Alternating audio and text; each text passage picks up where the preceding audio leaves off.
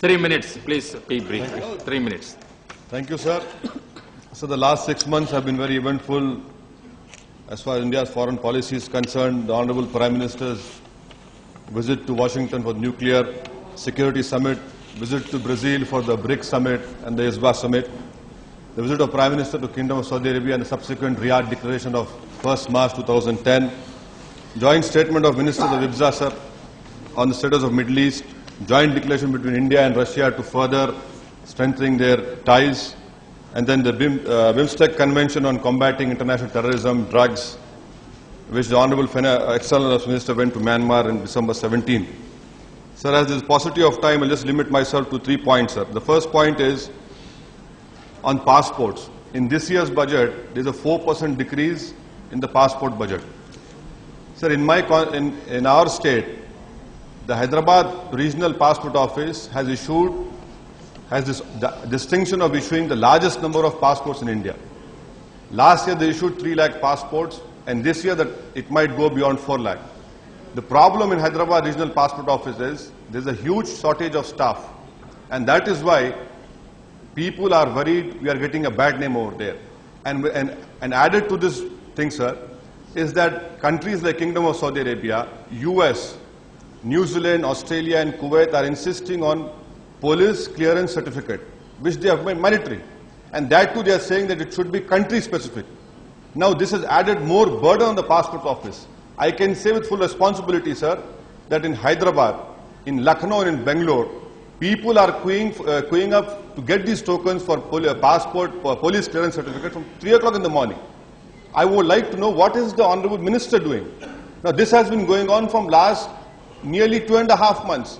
Why isn't things are moving in his department? When people are queuing from 3 o'clock in the night, what are the regional passport officers doing? Why can't a note verbal be issued by the Ministry of External Affairs to all these foreign embassies and missions that we will issue one police certificate clearance which will be good enough for all foreign countries and which would be valid for 2 years? That is not being done. I hope the Honorable Minister will take into consideration my request to him. Second point, sir. India has always stood by the Palestinian cause. India has always stood with Arab countries.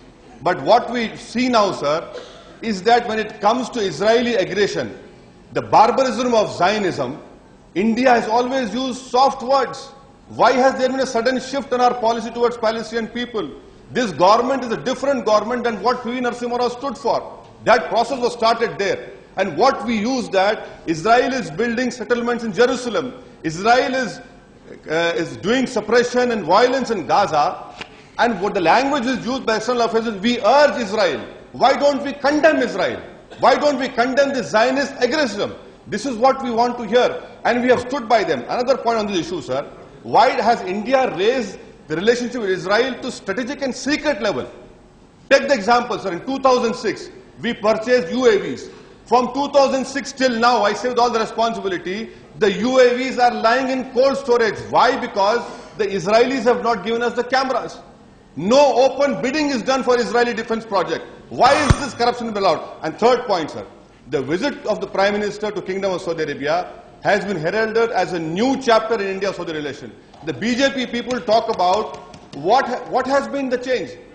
In NDA time and in UPA time, we find King Abdullah saying very categorically and saying that India need not worry about its energy needs or deficit. We will stand by India. That in itself is a great and huge assurance given by Kingdom of Saudi Arabia. My request to the Minister, sir, is that even during the late Indira Gandhi's time, which was a historic visit, bilateral agreements were signed and kept in cold storage. I would request through you to the Minister, form a nucleus group of various departments, commerce, petrol, education, let them work so that these agreements can be put into practice. Last point, sir, about this Hajj goodwill delegation. For God's sake, stop this political patronage of unemployed politicians.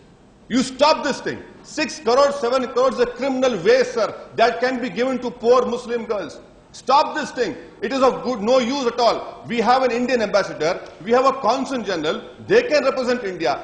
I mean, this Hajj goodwill delegation comprising of 30 unfit, misfit Muslims who go there and they are being taken care of, and I'm concluding, sir. They are being taken care of the Indian embassy, whereas their job should be to take care of the poor Hajis. Lastly, sir, about this Hajj subsidy, the demand has been raised from BJP. Why Hajj subsidy is given? I have no problem. If all religious subsidies are taken away, let it be taken away, we have no problem. It will not stop Muslims of India performing Hajj. When you talk about Hajj subsidy, you don't talk about the Kumbh Mela subsidy.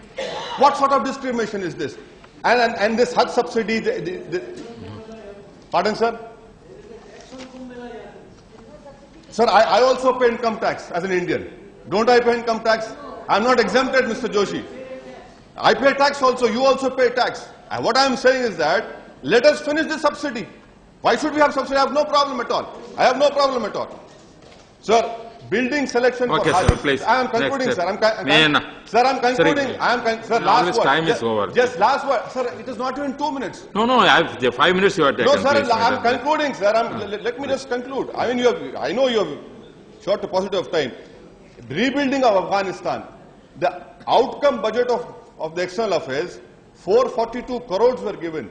Till December, only 100 crores were spent. Why such thing is happening, sir? These are, and with this, sir, okay. I thank you and I support the demand for Sorry, thank you.